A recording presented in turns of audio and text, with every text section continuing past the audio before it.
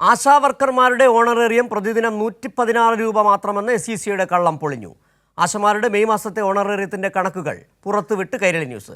10,000-നും 13,000-നും ഇടയ്ക്ക് ഓണറേറിയം ലഭിച്ചത് 21,290 പേർക്ക്.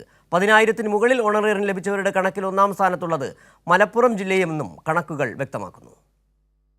കേരളത്തിലെ ആശാവർക്കർമാർക്ക് 116 രൂപയാണ് ദിവസവേതന എന്നാണ് കഴിഞ്ഞ ദിവസങ്ങളിൽ നിലമ്പൂരിൽ SUCI വിഭാഗം പറഞ്ഞു പ്രചരിപ്പിച്ചത്. ആശാവർക്കർമാർക്ക് കഴിഞ്ഞ മെയ് മാസം നൽകിയ ഓണറേറിയത്തിന്റെ കണക്കുകൾ പുറത്തുവന്നതോടെ ഇവരുടെ ആരോപണം പച്ചക്കള്ളമാണെന്ന് വ്യക്തമായിരിക്കുകയാണ്. കേരളത്തിൽ നിലവിൽ 26,125 ആശാവർക്കർമാരാണുള്ളത്.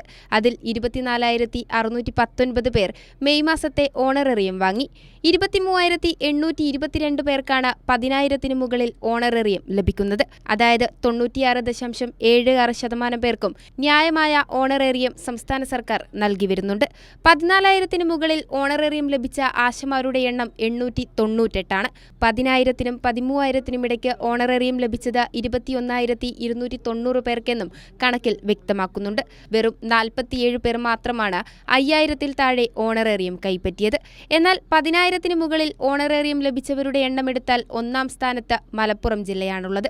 മലപ്പുറത്ത് മാത്രം 3,165 പേരിൽ 2,310 പേർക്ക് 10,000-ന് മുകളിൽ ഓണറേറിയം ലഭിച്ചിട്ടുണ്ട്.